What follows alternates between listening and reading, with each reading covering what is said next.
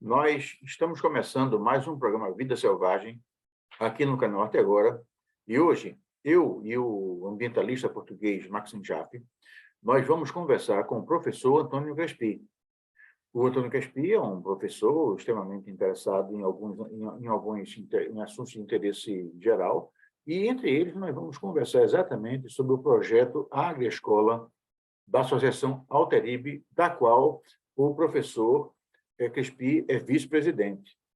Ambos já estão na sala de espera. Nós vamos receber primeiro, como sempre, o nosso querido Maxim Jaffe, que já está chegando. Na sequência, nós vamos conversar, vamos admitir já, na sequência, o professor Antônio Crespi. Maxim, tudo bem? Boa noite, Alexandre. Boa noite, internautas. Cá estamos nós, hoje em Lisboa. Eu noto que você está num cenário diferente. Eu também estou num cenário diferente. Eu acho que estamos todos combinados para viajar. O Crespi já está chegando aí. Enfim. Maxim, a bola é tua. Então, eu chamei o Crespi porque já trabalho com ele há algum tempo e ele é professor da UTAD, em Botânica, mas também é vice-presidente da nossa associação aqui em Portugal, a Associação Alteribe, que é uma associação dedicada ao desenvolvimento transfronteiriço. E dentro da associação nós fizemos uma proposta de um projeto, aliás, o Crespi cabeceou essa proposta, que o Crespi vai explicar melhor, eu vou deixar isso para ele falar, que foi submetida à Fundação Gulbenkian dentro do programa das Academias do Conhecimento. As Academias do Conhecimento, vou dar uma breve introdução aqui. As Academias do Conhecimento da Gulbenkian é um programa da Fundação Gulbenkian que tem como proposta desenvolver competências sociais e emotivas em jovens e crianças, né? A ideia é desenvolver isso, que é para essas crianças e jovens no futuro poderem usar essas capacidades ao longo da sua vida, né? E dentro do âmbito desse programa, o Crespi propôs este projeto que nós fizemos. Foi-se alterando um pouco com o tempo, mas que foi uma ideia muito interessante trabalhar com crianças, né? Um pouco naquela linha que nós estávamos a falar no outro programa, que é da ecoliteracia, que é uma horta escolar, um pomar escolar, onde as crianças interagem com a natureza, né? E então o Crespi gostava que falasse um pouco mais da ideia do projeto, tanto na origem como foi evoluindo, o que é que tu achas como é que foi a experiência para as crianças, para ti, para nós, quais eram as ideias, os objetivos, como é que decorreu e os tipos de coisas que fizemos, e depois eu vou complementando e perguntando também. Está bem. Bom, olá, obrigado pelo convite. Bom, este projeto surge por uma razão básica, não é? E é que nós temos as escolas, os espaços escolares aqui em Portugal, são basicamente edifícios onde decorrem as aulas e como se estivessem quase retirados do resto do universo. É uma situação que não é exclusiva de Portugal, como é óbvio. Aqui na Europa é muito comum. E isto que é o que gera, desde o meu ponto de vista, gera uma situação que não é lamentável, é estranha. Se queremos pensar que o estranho é lamentável, então sim que será lamentável. E é tentar ensinar, formar pessoas como se estivessem num outro universo.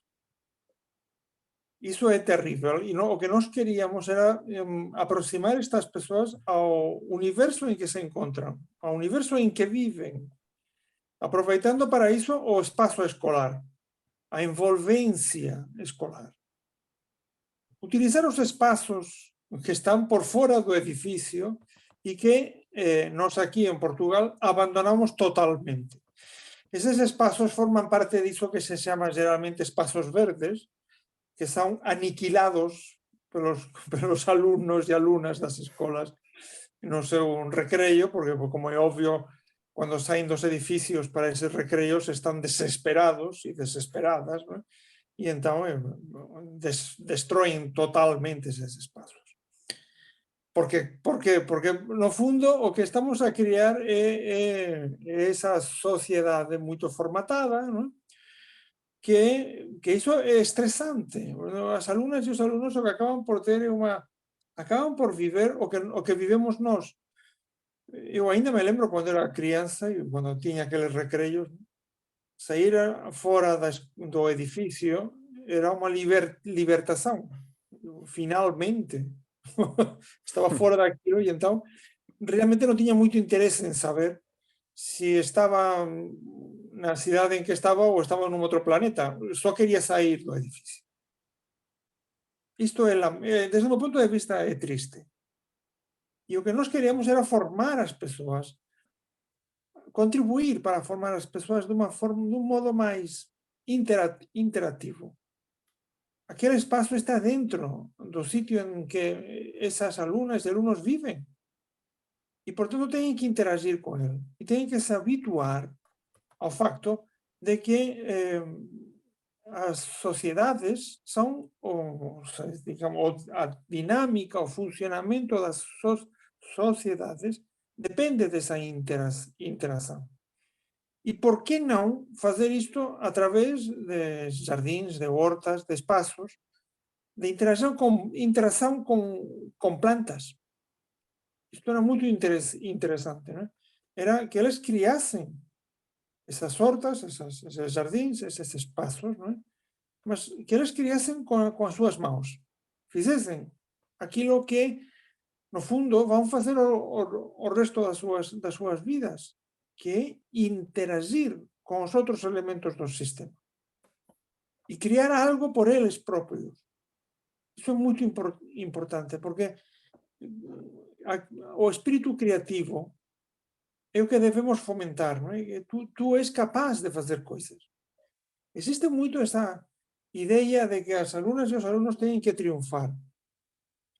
Na propia Fundación Gulbenkian, as reunións que tiñamos, e o Maxim sabe iso, foi as reunións, sempre estaban a procura de persoas con suceso, non? Os vencedores, estas coisas todas. A mí me chama moito a atención como é que queremos iso, cando o que debemos procurar son fracasadas e fracasados. Eu sou un orgulloso fracasado, teño moito prazer niso, e espero continuar a ser un fracasado até morrer, non teño problema ningún con isto. Ao contrario, aprendo moito. Como é obvio, se fose unha persoa con moito suceso, probablemente non tería por que aprender nada. Por tanto, acabaría por ter unha vida demasiado aborrecida. Por tanto, o que eu procuraba e as persoas que traballaron connosco facían non era criar persoas con suceso, era fracasar, e o proxecto foi un fracaso. Por qué? Porque funcionou mal, porque aquilo tiña, a terra era a pior terra posible, era unha terra que non era para hortas, para nada, e os coitados das alunas e dos alunos esforzábanse constantemente por ter algún fruto, e os frutos que tiñan eran ridículos. Mas aprenderon moitísimas coisas, e de facto unha das coisas que aprenderon é que se as condicións que temos non son boas, os frutos que vamos ter non vão ser maravillosos, mas vamos ter. E temos que tentar ver onde que erramos, para ver se no próximo ano podemos ter máis frutos. Non quer dizer que sexan mellores, mas podemos ter máis. E até podemos ter unha horta que teña frutos poucos, unha produción baixa e tal, mas que produz. Por tanto, non vamos ter suceso. Mas o que sí que vamos ter é ese espírito creativo e ese resultado dese espírito creativo. Que non quer dizer que acabemos por ter era a miña muller. Que acabemos por ter, tamén esteve de unha forma ou outra, e forma parte da asociación. E esteve implicada. Aliás, tamén regou comigo essas hortas. Mas isso não quer dizer, como já digo, que o fracasso seja mau. Não. Podemos viver nesse fracasso. Que te devemos viver nesse fracasso. E isso era o que nós queríamos.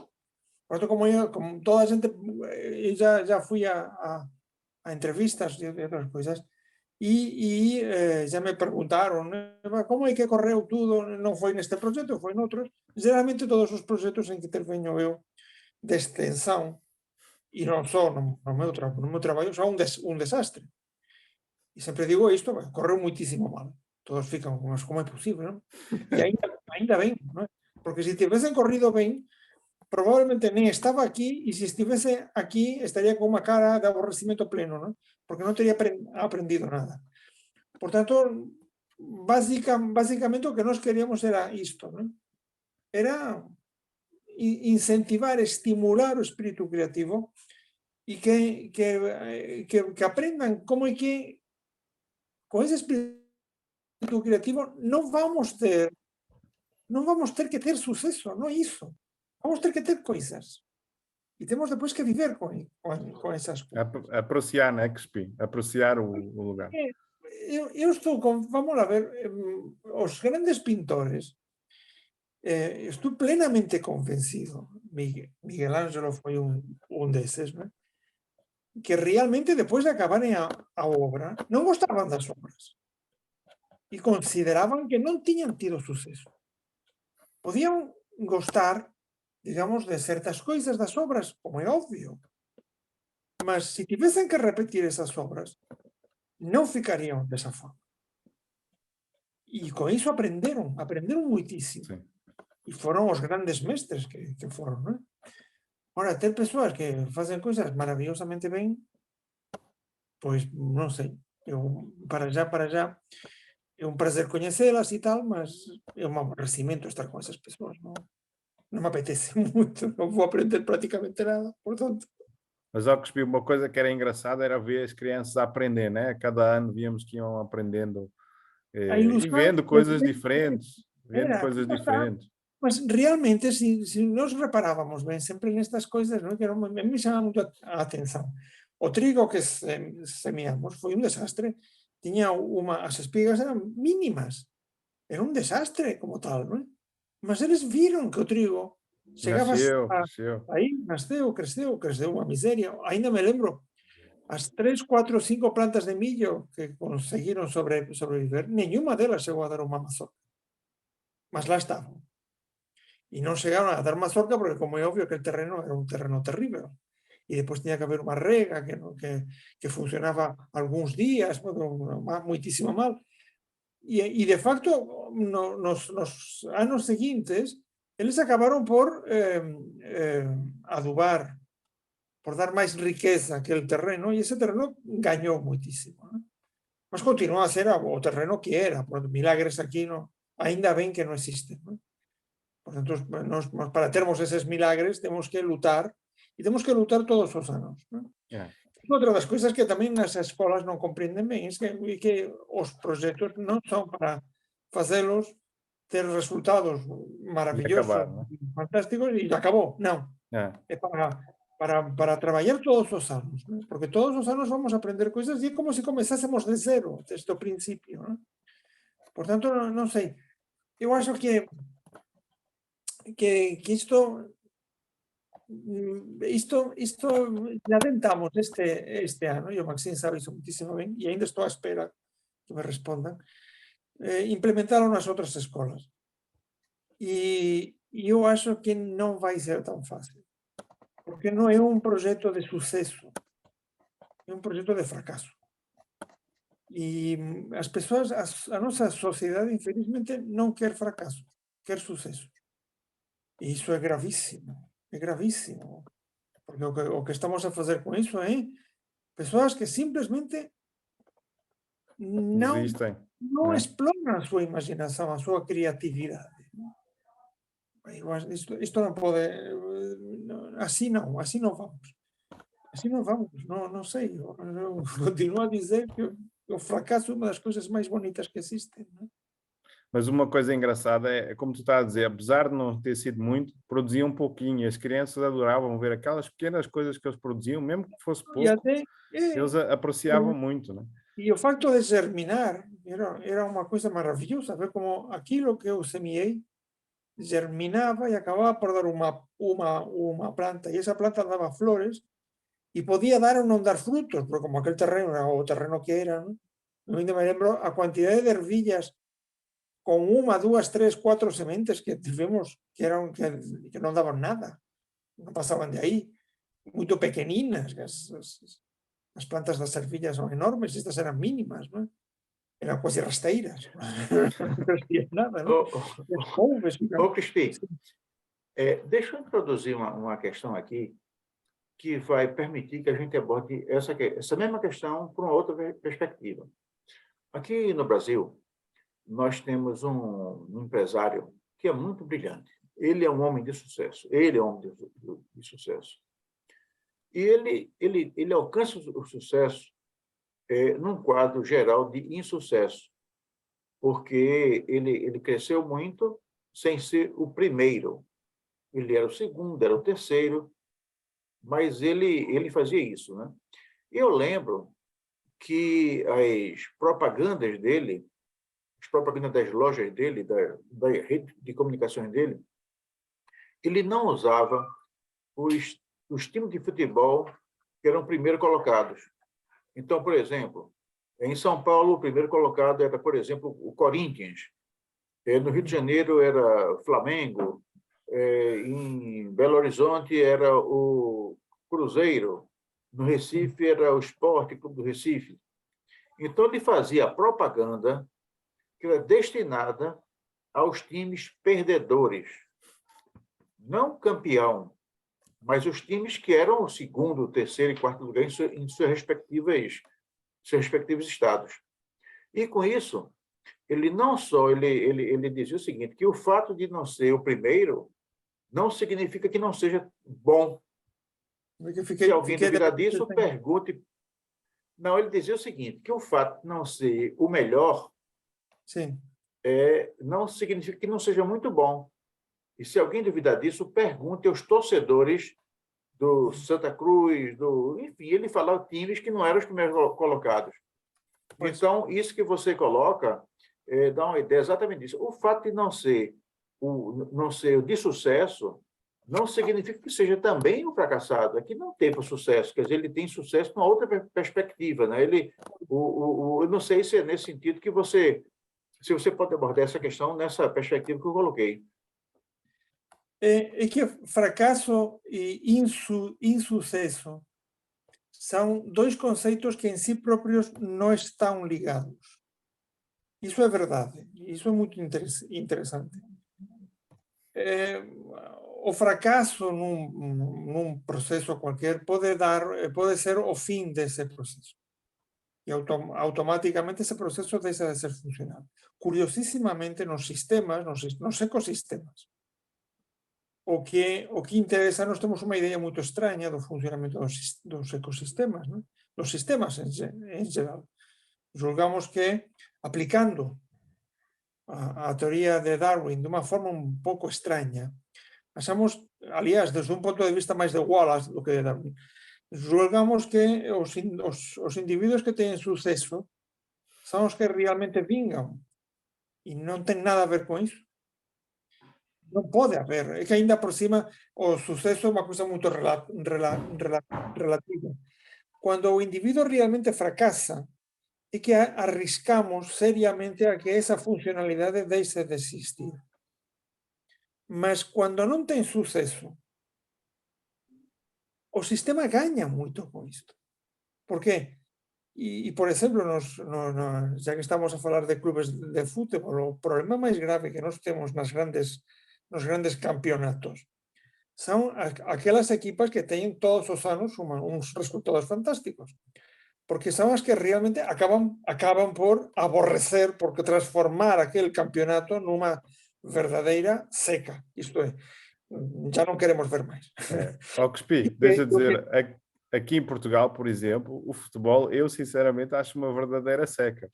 Porque Pois ou lá é o está. Porto ou é o Benfica. Pois temos três que estão, E, três, ou dois, ou três, sim, e daí não passa. e depois, curiosamente, há o clube que é o Sporting, que eu sou adepto, né, que nunca ganha, mas fica sempre em segundo e terceiro. Mas está aí, está entre os três, não é? Sim, sim, sim. Realmente, E depois há os outros, né? os outros fracassam, são um fracasso.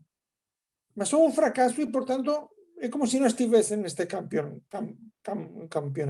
Alguma vez, esporádicamente, Vai poden um lá para gañar a cima. outras equipas, mas daí non vão pasar. Aí temos o caso de realmente fracasos.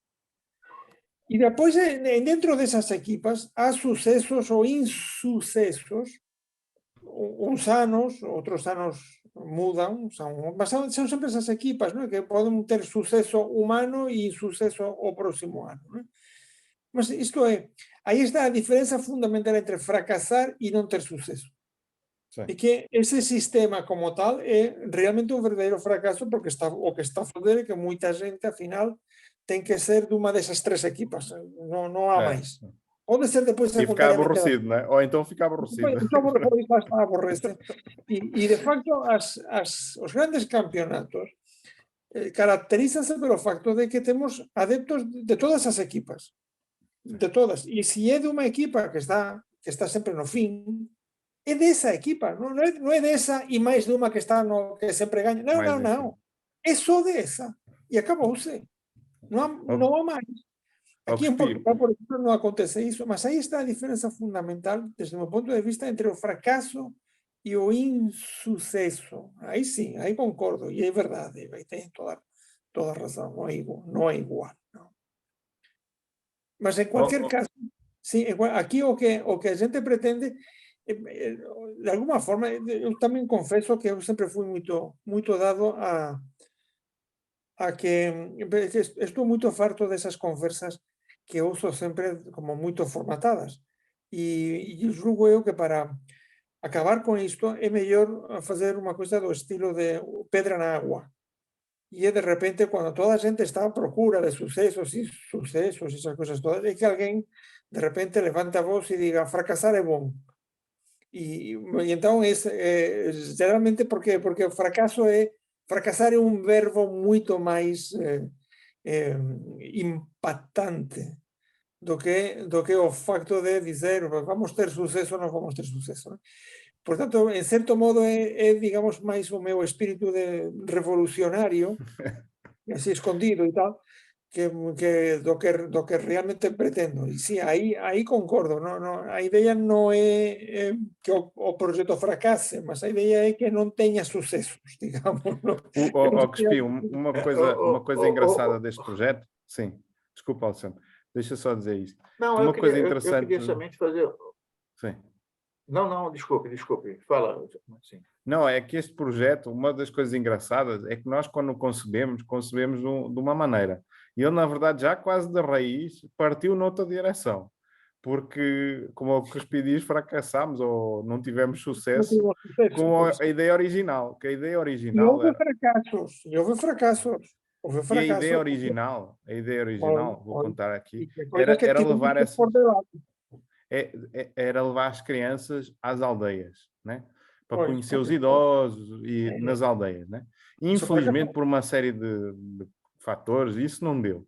Só que o curioso é que ao concentrarmos os esforços nas escolas, passámos a ter outro tipo de idoso, né? E não era aquele idoso da aldeia, né?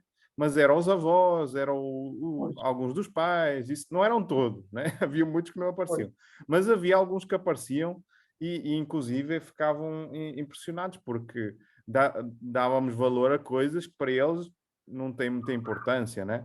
E inclusive temos situações, uma das situações mais interessantes, acho, do projeto foi esta situação que nós decidimos fazer uma pisa da uva, né? Que é para fazer vinho, né? E o engraçado é que, apesar das crianças todas viverem na região demarcada, quase todas, né, da região demarcada do Douro, nenhuma delas tinha alguma vez vivenciado isso. Ouvia falar, né, dos pais a fazerem isso, mas hoje em dia nem vão ver, né? Os pais vão lá, e aliás, há pais que nem fazem, né? Porque há pais que vendem a uva toda para para a cooperativa ou para a empresa, então nem fazem mais. Ou seja, essa tradição toda, que de certa maneira é uma tradição fracassada, porque hoje em dia já não se faz, quem faz é a cooperativa, é a empresa, isso, mas se calhar se nós nunca tivéssemos feito isso lá na escola, essas crianças nem nunca tinham visto o que era pisar a uva e tudo mais. Então foi uma experiência engraçada, inclusive houve um dos avós que foi tocar música e disse, eu já há muito tempo que não me sentia tão bem, porque gostou de ver as crianças a fazer aquela atividade e tudo mais. Então, houve essas situações assim, né? Que nós, à partida, não estávamos à espera, né? Era contra a ideia original, foi um insucesso nesse sentido, mas, ao mesmo tempo, deu algum fruto. E o vinho, até engarrafámos isso tudo, mas não era um vinho de outro mundo, era um vinho, pronto, ok, isso tudo. Mas as crianças divertiram-se a fazer rótulos e não sei o quê.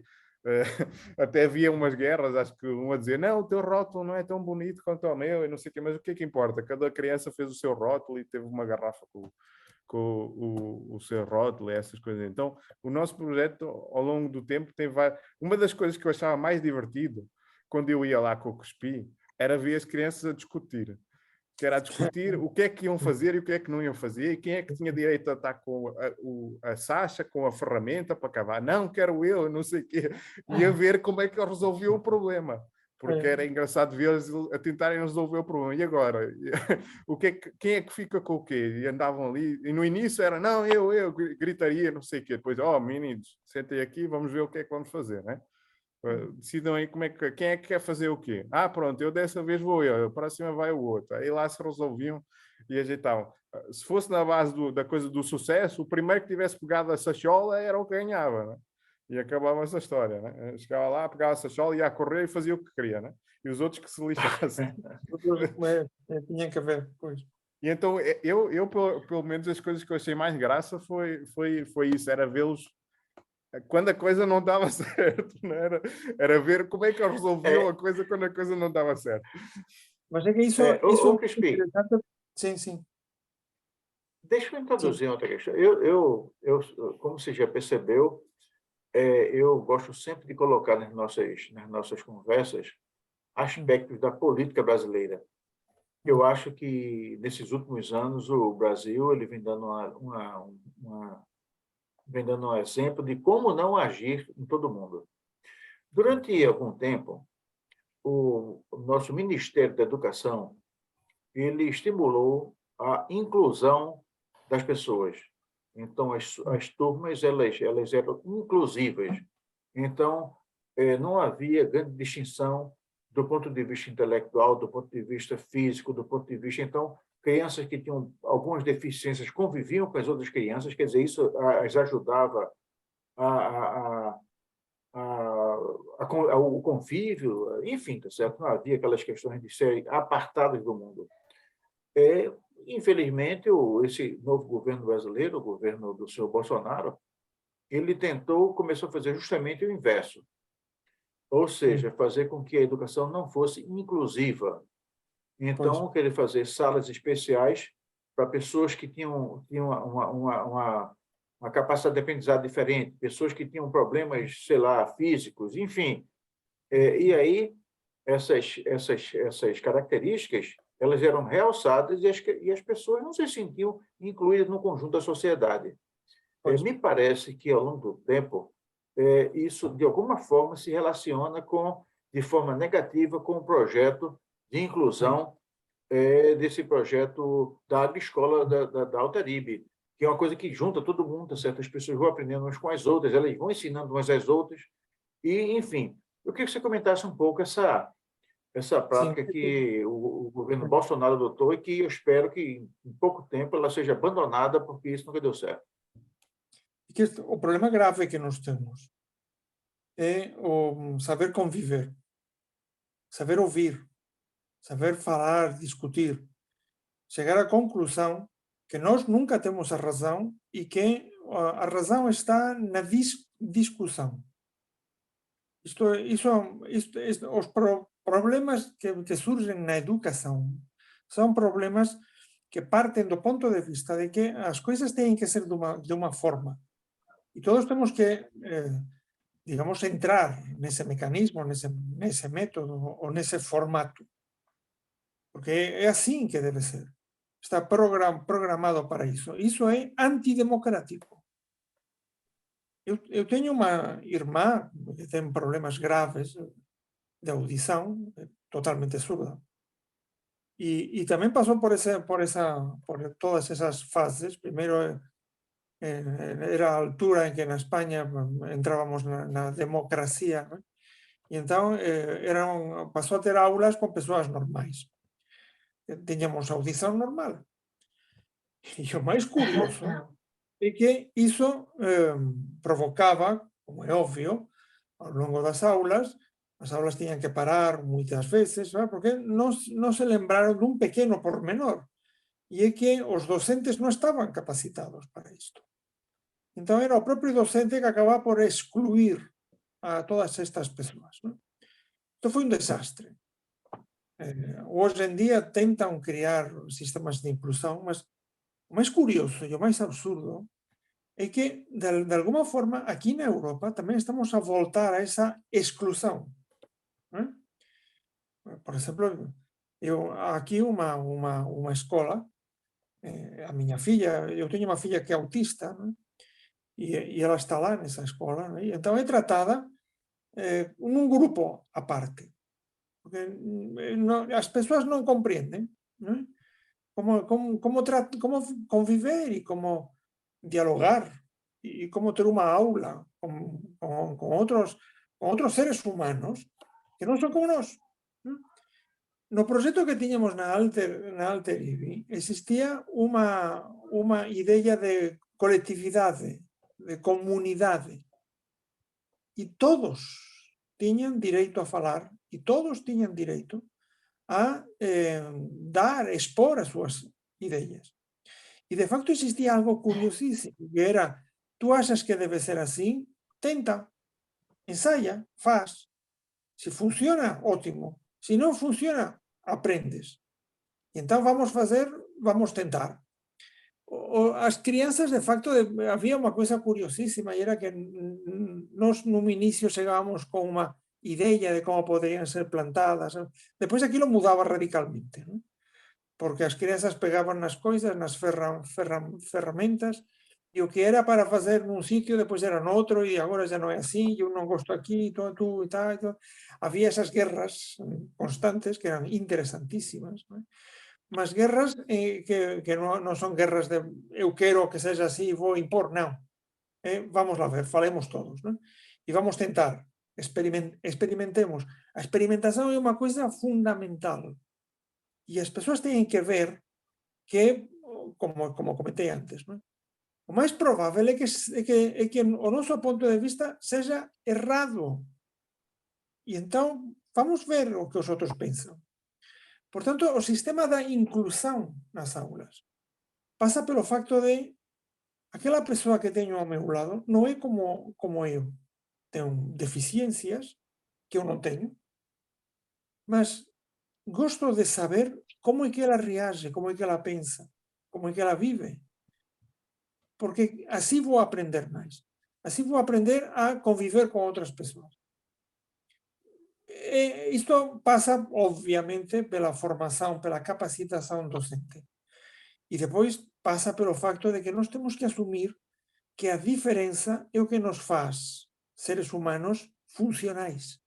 Porque se fósemos todos iguais, acabaríamos por non ter cualquier sentido. Isto é, non estaríamos a facer nada. O máis interesante é sermos diferentes.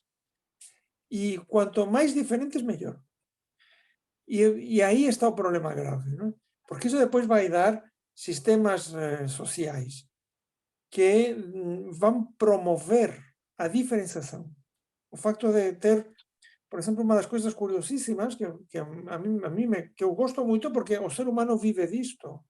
O problema que nos temos coa migración non é problema ningún.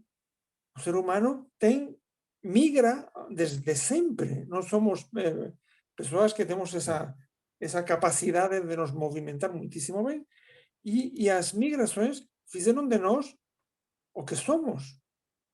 o conhecimento que temos, a cultura que temos. Portanto, se eu tenho na minha sala de aulas uma pessoa que vem de um país totalmente diferente ao meu, melhor, muitíssimo melhor e muito mais interessante do que aquelas aulas em que todas as pessoas vêm da mesma cidade, não? E não saem daqui, e depois é uma seca total, porque não fala nenhum.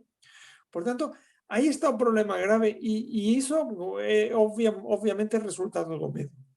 Existe um temor terrível pela diferenciação, pelos diferentes. Porque não sabemos como reagir, porque fomos criados dentro de programas de exclusão. Porque não sei, esse temor de não saber o que me pode acontecer. E o racismo, no fundo, não é mais nada do que medo. Puro e simples medo. E a xenofobia e a homofobia não é mais nada do que isto. Nós temos que compreender que todos somos como somos, que todos temos opiniões diferentes, mas que aí radica a esencia do ser humano. Porque é de aí que vamos aprender. E é de aí que vou chegar à conclusão que o que eu pensava não estava certo. Não estava. E mais, sim. Crispim, Sim. nós conversávamos antes de começar o nosso programa, a gente conversava um pouquinho, e um temor que nós comungamos é o avanço do pensamento extremista, o pensamento da extrema-direita. E me parece que esse movimento é um movimento mundial, um movimento que vem ocorrendo por toda parte, na qual existem as fobias. Né? Fobias, eu não me refiro a fobia na natureza psicológica, não é isso. Mas, por exemplo, a xenofobia, por exemplo, o preconceito racial, o preconceito de classes, o preconceito... e tudo isso me parece que tenta, de alguma forma, reabilitar um pensamento que teve em voga na Europa lá pela década de 40, década de 30, né, que foi o nazismo. E teve, vamos dizer assim, na Espanha teve uma branca que era o fascismo. Quer dizer, se você não pensa igual a mim, enfim, eu vou tentar destruir você. Você acha que esse pensamento nazi-fascista tem alguma coisa a ver com essa vontade do sucesso, essa vontade da perfeição, essa vontade das coisas estarem dando sempre certo, e que as pessoas que não estão comungando com esse sucesso todo, com essa realização, devam ser escanteadas, devam ser minimizadas, devam ser, de alguma forma, escanteadas da sociedade? Vamos a ver, nós temos que ser francos e temos que encarar as coisas como elas são. Eu não gosto de ser demasiado hipócrita, mas o ser humano tem uma tendência à hipocrisia constante. Na minha família existiram fascistas. Eu tive tios que eram fascistas. O meu pai era comunista e o meu avô era republicano de esquerdas. E tiña irmãos que eran fascistas. Agora me poden dizer, bom, iso foi terrível. Non. As reunións familiares que tiñamos eran fantásticas. Non é que nos désemos ben ou mal. Era que nunca sabíamos muitísimo ben de que íamos falar, porque falábamos de tudo. E falábamos de tudo abertamente. Era erróneo ter fascista? Non, non era. Era resultado de un proceso de exclusão. Aí está a diferenza fundamental. O fascismo que coñecemos hoxe é un fascismo excluyente, que afasta aquelas persoas que non pensan como eu. E iso propiamente non é a raíz do fascismo. O fascismo surge por un espírito nacionalista. E depois o que acaba por acontecer é que julgamos que ese espírito é o que debe prevalecer. Non. É a opinión de unhas persoas. Só que esas persoas depois queren impor esa opinión. Aí está a cultura democrática. Aí está a diferenciación. E aí está o erro dramático. Aí está o não querer ter diferenciação. Portanto, se tu achas que o nacionalismo é interessante, está bem. Pronto, é uma opinião é muito interessante, tudo bem. Vamos falar disto e vamos ver por quê. E até é provável que tenhas muitas razões e é provável que eu, que não sou nacionalista para nada, até tenha que repensar o meu ponto de vista. Tudo bem. Mas vamos conviver e vamos falar e tu vas pensar desta forma, vas ter que te perguntar coisas como vou fazer eu, né? Também. Aí está a diferença. O facto de estes extremismos que temos agora serem realmente antidemocráticos é uma coisa que eu não consigo compreender. E só me leva a pensar que existe um pavor por parte destes extremistas que simplesmente não falam, não querem falar. Então não querem falar por uma razão simples, porque sabem que não discutem, que a discussão que eles vão ter não vai, não é tão, digamos, a ideia que eles têm é tão fraca, está sustentada em uns pilares tão podres, que simplesmente vai cair. Ora, houve grandes fascistas, que eram pessoas que discutiam muitíssimo, y que aún así continuaban con ese espíritu nacionalista, ¿no? Mas que realmente eran personas democráticas, demócratas. E aí está a diferença fundamental. Dentro da diferenciação vamos encontrar tudo, até racistas. Sim, nós temos que encarar as coisas como são, mas que vão conviver conosco e que vão saber conviver conosco. Portanto, non temos que nos espantar nese sentido, porque iso é democracia, iso é convivencia, e iso é bom, é bom. Para persoas como eu, que non partillo esas ideas, a mí cústame aceitar isto, a verdade é que me custa o facto de ter ao lado persoas que non pensen para nada como eu, mas teño que admitir que están e teño que admitir que con esas persoas eu vou aprender e teño que viver con esas persoas e teño que ser un viziño desas persoas. Portanto, teño que aprender con eles. Aí está a diferenza. No noso proxecto, nós tiñamos alumnas e alumnos que realmente, digamos, querían impor, querían que as súas opinións ficasen por cima das outras. E nós tiñamos que lles facer ver que non era bom, que o interesante era a opinión que eles tiñan e partillar esa opinión. E que se eles querían seguir por aí, muitísimo ben, tiñan espazo e podían avanzar. E só a partir de aí é que acabarían por aprender. Nós temos que deixar espazo para todas as ideas.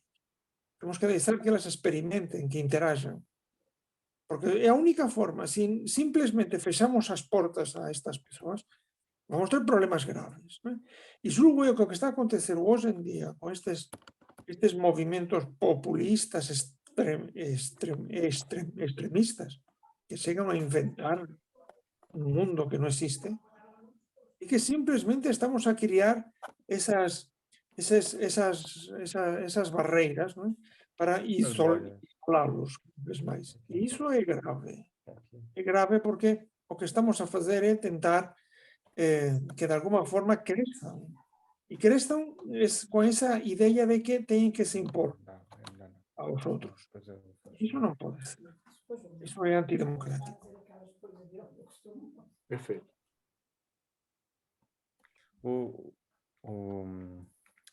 Crespi, eu, nessas coisas que eu estava a lembrar lá da escola, um dos casos que estávamos a falar da questão de inclusão e exclusão, havia uma das crianças que é praticamente tanto os professores como a nós, né, até os pais, isso nos preocupava mais, porque era uma criança que tem problemas da família, sociais e tudo mais, vem de uma família que acho que um pouco com menos condições e tal. Mas a coisa que mais impressionava desse rapaz, né, é quando chegava na horta, via-se que era outra pessoa, né? Era outra pessoa porque ali encontrava um ambiente onde ele podia ser o que queria, né? Criar. Queria. Ele disse, eu se pudesse fazia isso. Acho que até disse isso mesmo com todas as palavras. Eu se pudesse fazia isso para o resto da minha vida, né? Quero ser agricultor e não sei o quê. E isso é uma coisa que, por exemplo, se fosse na sala de aula, ele podia até dizer, mas não mudava a realidade dele, né? Enquanto que ali ele podia fazer e aquela coisa, o sucesso e o insucesso, o que se calhar o fazia não ter sucesso dentro da sala de aula, lá fora ele fazia dava-se bem, conhecia melhor aquela realidade, expressava-se melhor e tudo mais. E é triste porque aqui em Portugal, no Brasil, não sei muito bem como é que é a atitude. Acho que existe em parte a atitude que temos em Portugal, mas talvez menos, né? Que é aquela ideia que uma pessoa que trabalha na agricultura ou trabalha na agricultura porque é pobre, ou porque não sabe pensar, ou porque não tem outra possibilidade na vida, né? E que, ironicamente, até tem alguma razão no caso deste rapaz. Mas, ao mesmo tempo, este rapaz, se fosse dadas oportunidades e escolhas de vida, pelo menos na minha opinião, né? A verdade é que ele ia escolher aquilo, porque aquilo é que ele gosta e se dessas oportunidades para ser bem incluído nisso, ele ia ter muito sucesso. Inclusive, a professora disse uma coisa que eu achei engraçado. Nós, este ano, ficámos até surpreendidos que ele conseguiu passar de ano, né? Sim. E dissemos isso à pessoa, mas como é que ele conseguiu passar de ano? Ele tinha tanta dificuldade e não sei o quê, né? E a professora disse, mas isso é porque vocês nunca ouviram a trabalhar em matemática. Que eu podia até ter dificuldade no português, no ambiente e não sei o quê, mas na matemática ele era um dos melhores da turma. E então mostra que muitas vezes cada um tem a sua capacidade, tem a sua maneira de viver. Mas isto é assim, vamos lá ver. As coisas, todas isto sustenta-se, acho eu, no facto de alguma forma tentarmos explorar aquilo que somos. Sim. Todos os proxectos en que exploramos aquilo que somos acaban, digamos, transforman a idea inicial que tiñamos. Porque nunca sabemos que vou ter pela frente. Porque cada persoa é un universo. E aí está unha das cousas máis bonitas, ¿no? Das sociedades democráticas. E é o facto de sermos moitos e de cada un de nós sermos como somos. Porque iso o que acaba por crear é un enriquecimento social fantástico. Por exemplo, o propio Brasil. O Brasil é unha mistura de moitísimos povos. Por tanto, esa capacidade creativa que existe en Brasil é resultado, sen cualquier dúbida, desa mistura de moitísimas persoas, con moitísimas ideas, e con moitos universos dentro de cada un deles. E, por tanto, o que nós temos que fomentar non é a separación entre xentes. Digo eu que non. Eu non son, neste sentido, non son moito nacionalista, porque julgo que os nacionalismos o que facen é dividir. Dividir acaba por cortar. Acaba por crear barreiras. E non, e de facto nós podemos potenciar culturas sen termos que dividir nada, non temos por que dizer isto é un povo, isto outro, non. Non, poden ser na súa origen, mas o interesante é que eu teña, como no Brasil, por exemplo, un país criado por moitísimos povos e que todos eles crían unha sociedade. E iso é algo que só pode ser feito de unha forma, non? E é aceitando o outro, aceitando os outros pontos de vista, as outras opinións, as outras capacidades creativas. E aí está, no proxecto que tiñamos, o que nós pretendíamos era que todas esas capacidades creativas se xuntasen. E como é obvio, o resultado era moitas veces explosivo. Mas iso era maravilloso. podían non dar prácticamente nada, mas había algo que sí que daba. E era o facto de eu pasar a poder exprimir aquilo que sinto. E aí está o máis importante do proxecto. Non é no facto de ter unha horta maravillosa e fantástica, non. É no facto de eu ter colaborado para iso que está aí, con as miñas ideas. Como colaboraron todas as miñas colegas e os meus colegas que traballaron comigo. Por tanto, aí o proxecto inspírase nesa democratización e nese convivio, nesa capacidade de aceitar os outros e de compreender os outros. Non? E iso é o que julgo é o que nos falta hoxe en día. É que no sistema de ensino... Crispim, você deixa muito claro que o sucesso, que isso não faz parte, não é uma ideia central do projeto que você conduz. Não é isso, né? Pelo contrário, aprende muito com o insucesso, não é? Isso você deixa isso muito claro. Mas, evidentemente, que esse projeto é um projeto bem-sucedido. Não é? Um projeto que ajuda a inclusão, que junta as pessoas, que faz com que elas possam participar, que elas possam se integrar melhor, que elas possam aprender e ensinar. E é natural também que esse projeto tenha despertado a atenção de outras instituições, de outras organizações. Você se recorda da Alterib ter sido procurada por alguma outra organização para aprender como é que os fundamentos desse projeto? Eu, como sempre, vou ser franco. Eu não me recordo. Vamos lá ver. É que isto como é óbvio, quando as pessoas falamos e tal, isso, sim, aí, digamos, de uma forma quase pessoal. Surgem outros colegas que também querem fazer coisas semelhantes. Mas aqui está o problema mais grave. E isto acontece com muitíssimos outros projetos do estilo. E todos sabemos que, por exemplo, no Brasil existen muitos projetos comunitários que realmente funcionan porque existe unha comunidade que mantén eses proxectos. Mal esa comunidade deixe de estar por alguma razón, eses proxectos acaban. E o que acontece con o noso proxecto?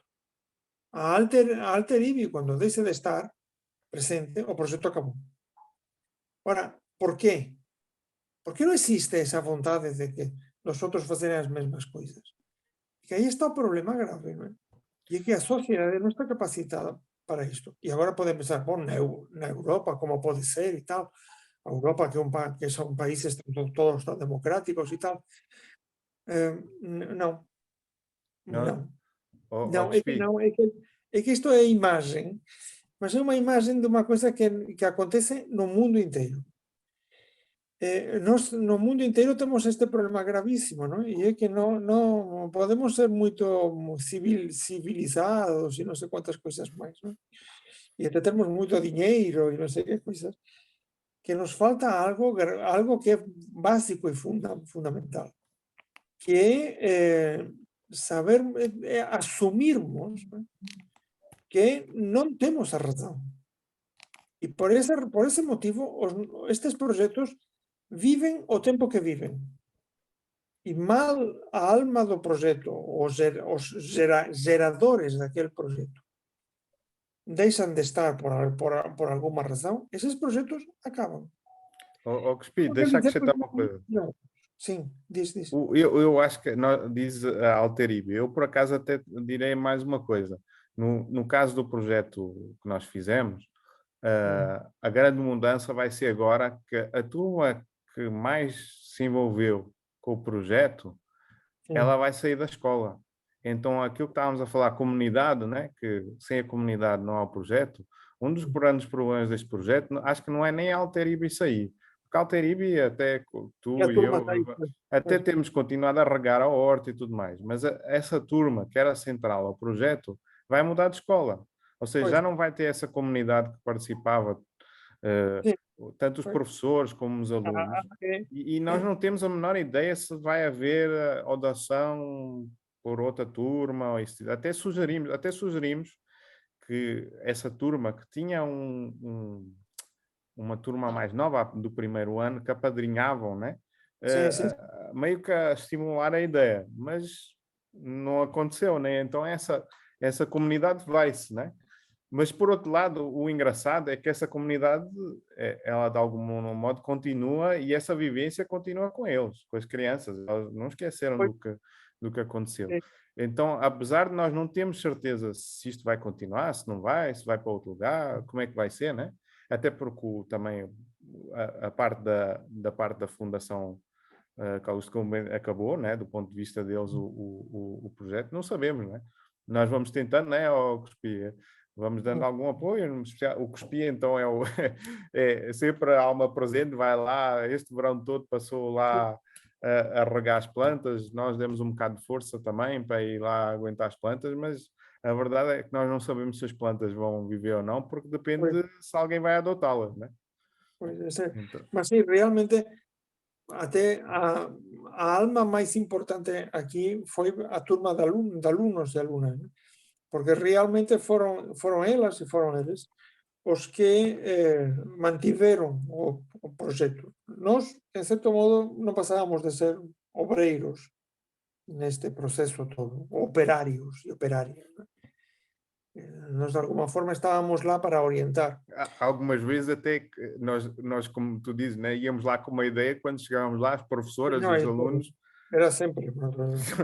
faziam outra coisa. Né? Então nós, pronto, vocês decidiram fazer assim, façam assim. Né? Mas isso, eu já digo, sim, isto pode... O interesante é que esa semente está.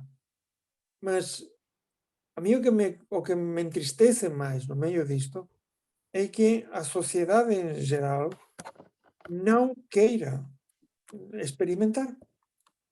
Non, acha que non é interesante. Acha que é unha coisa secundaria que o día da mañá, se callar, podemos continuar con isto, sí, tal. Non pasa de aquí. E eu continuo a dizer, podían pensar, a culpa é dos políticos, das políticas. Non, porque eles son escollidos por nós. Sim. A Não, e culpa uma das disto coisas, tudo é de todos nós. uma das coisas que podemos dizer, talvez não tão simpática, né, é que apesar de tentarmos envolver todas as turmas das escolas, como havia essa turma mais dedicada, havia algum ciúme, até por parte das outras turmas, dos outros professores e isso tudo, e então algumas vezes participavam, mas não participavam, era assim, algumas vezes participavam e gostavam, outras vezes ficavam, mas a turma X é que está a tomar conta daquilo e não sei o quê, então havia essa coisa assim, havia a possibilidade de toda a escola se envolver, mas por a situação, né, acabou por ficar assim, né? E nós também falámos noutras escolas, essa foi a escola que, agora fugindo um bocado à lógica do Cuspi, né? Apesar de tudo, acho que foi a escola onde tivemos mais sucesso, né? Sucesso com muitas aspas, né? Nós temos outras escolas que trabalhámos e não deu, né? Fracassou de verdade completamente. Né? Também foi o Covid, também não ajuda, né? Vê bem, nós estamos chegando ao final do nosso tempo. Eu sei que eu vou... Em primeiro lugar, viu, Maxim e Crespi, eu quero agradecer muito a vocês e, ao mesmo tempo, pedir desculpas, né, porque a gente aqui no Brasil, a gente marca assim 19 horas, imaginando que seja um horário decente, mas quando a gente joga em cima das 19 horas, das 4 horas que nos separam da Europa, a gente já vê que é um horário muito, muito complicado. Então, peço desculpas, mas muitas desculpas mesmo. Aquela desculpa sincera, né, de quem está preocupado com o computador do irmão. Eu estou imaginando. Mas eu não vou deixar, Crespi, de fazer uma última pergunta. E aí, ao longo da resposta, por favor, você já encaminha as suas despedidas e eu quero, mais uma vez, pedir desculpas.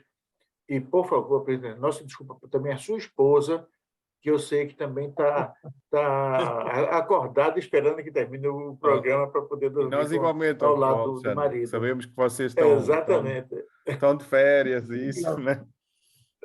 Não, de jeito nenhum. Aqui conversar com vocês é uma coisa muito agradável.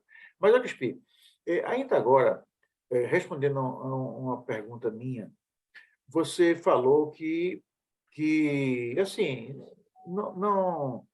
que a experiência que vocês estão levando adiante não está, vamos dizer assim, contaminando outros ambientes para que ela fosse reproduzida em outros lugares. Aí a pergunta que eu quero colocar é o inverso. Se você tem conhecimento de experiências semelhantes às suas em outros locais. Mas assim, rapaz, alguém faz parecido? Você tem conhecimento de algumas experiências parecidas em outros locais? Sim, sim, acontecem, sim, e não são poucos. O problema é, digamos, como é que se encaram esses processos. Aqui em Portugal, este projeto já existia, de alguma forma, com grupos de alunas e alunos mais... o que vou dizer vai ser um escândalo, mas eram grupos mais marginais. Eram aqueles alunos e alunas difíceis. E então acababan por entrar numa formação profissional que, digamos que passava pela agricultura. É verdade que depois existia paralelamente a alguns docentes de algumas escolas, né? Tiñan sempre ese gosto por ter unha horta, então, e aí sí, traballaban con turmas, digamos, máis non marginais, normais. Mas o problema disto é que iso non pasaba de ser unha coisa moito decorativa. O máis importante era feito con estes grupos difíceis.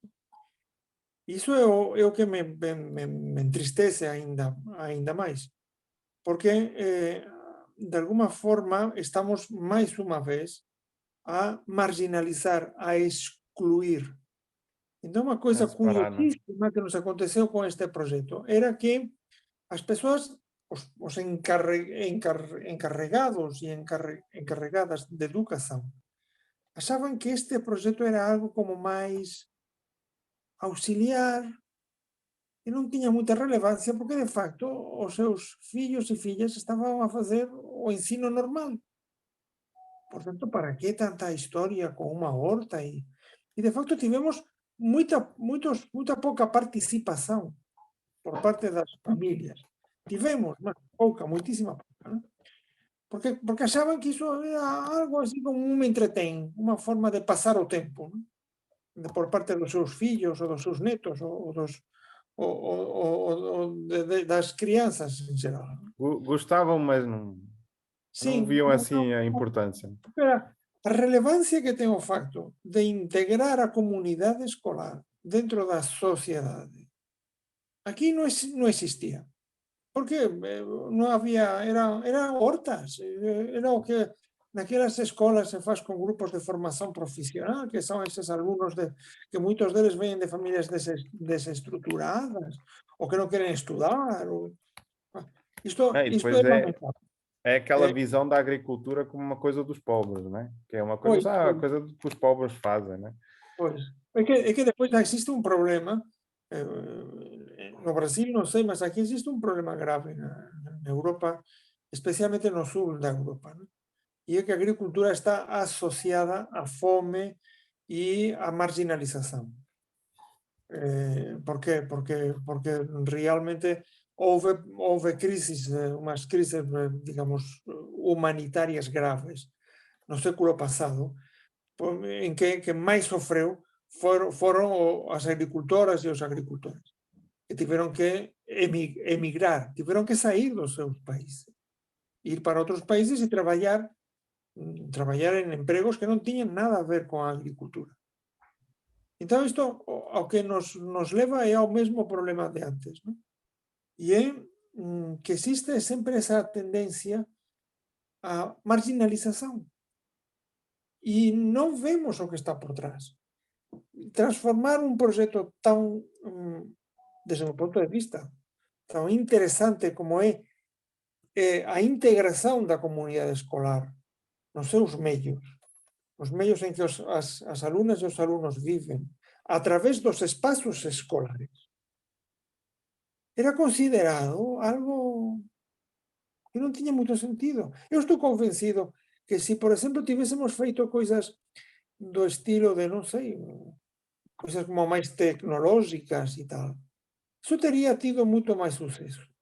Porque isso já é visto como algo muito mais desenvolvido, que está mais associado a engenheiras, engenheiros e tal. Ora, isto não. Isto é para os que não estudam. Isto é para os que não fazem nada, para os que não, para os fracassados e as fracassadas sociais. Então, para isso, para eles sim, mas para os filhos não. Desculpe, não, isso não interessa. E aí está o problema grave que sim. Não. Eu ouvi a sua conclusão. Aqui já, isso é o que me preocupa, não é? Nós temos sempre estes preconceitos. Utilizamos sempre e não pensamos, temos que parar muitas vezes e pensar até que ponto aquilo que eu acho não passa de um preconceito. E depois temos que pensar muitíssimas coisas, é que nós não pensamos. Era o que discutíamos no início, antes da entrevista, né? Perfeito. Estamos a criar sociedades que não pensam. E a culpa é nossa. Nós temos que incentivar, temos que estimular as alunas e os alunos a que pensem, a que discutam, a que falem, a que conversem. Não a que mandem WhatsApp com notícias falsas e coisas dessas, porque isso não vai a lado nenhum. Mas conversar é uma coisa extremíssimamente interessante. Isso é o que Cuspi, deixa-me acrescentar aqui uma coisa. Eu vou dizer aqui ao Alexandre também para complementar. Eu sou mais ou menos um exemplo de uma criança que participou de uma horta escolar. Quando eu era muito novo na escola básica, mais ou menos dessa idade da minha filha, participei. E acho que, de certa maneira, isso ajudou-me a sempre gostar mesmo não sendo desse ambiente, dessa área, né? Sempre gostei de coisas de agricultura, de natureza, né? Nós tivemos uma pequena horta lá na escola. E uma coisa que eu acho que este projeto, apesar de se calhar não ser compreendido muito bem pelos pais, talvez pela sociedade em geral, até pelos políticos envolvidos, que apesar de até terem visitado isso, acho que não compreenderam bem qual é a ideia. A coisa que eu fico mais contente é que eu acho que as próprias crianças perceberam algo diferente. Saíram daquilo com uma cabeça diferente. Mesmo aquelas talvez mais com aquelas mentalidades assim mais, como tu dás, de impor e não sei o quê, acho que saíram daquilo com uma ideia diferente, né?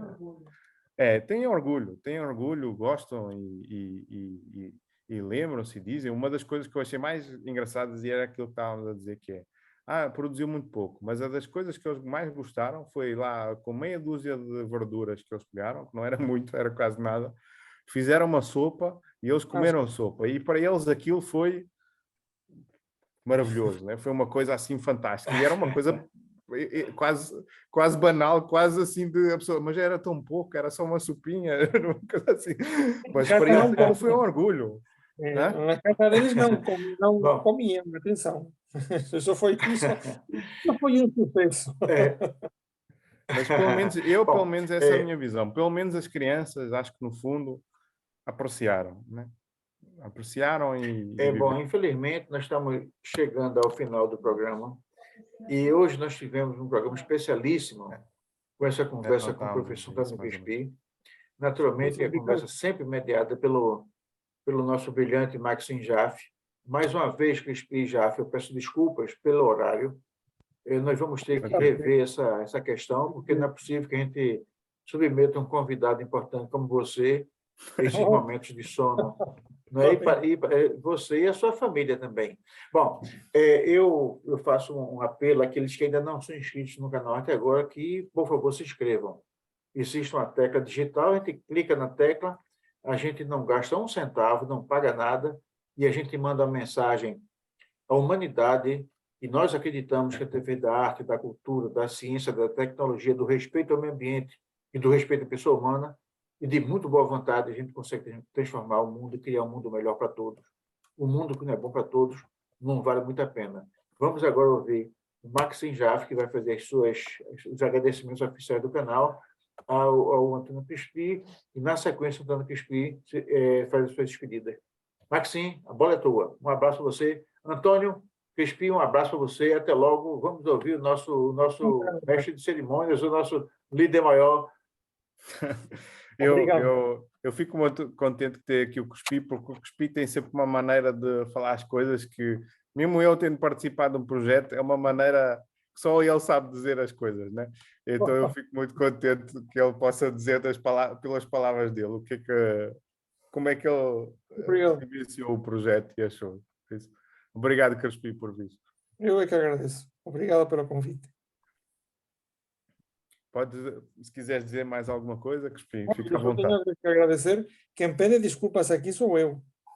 Porque isto no, das entrevistas com diferenças de fuso horário acaba sempre por provocar estas coisas, ¿no? Portanto, aquí quem está máis atrasado sou eu. Estou na parte, digamos, que já é meia-noite e non sei quantos. ¿No? Portanto, eu só quero agradecer o facto de ter pasado este tempo tan agradável convosco e como já digo, espero e gostaría inmenso que este exemplo fose feito noutras escolas, noutros sitios, en cualquier lado. ¿No? É moito importante que as persoas, todos nós, pensemos e que todos nós alguma vez possamos ter esa oportunidade de exprimir aquilo que podemos criar, que podemos fazer. Iso é fundamental. Mas obrigado por este tempo. Obrigadíssimo. Obrigado, Crispi. Obrigado.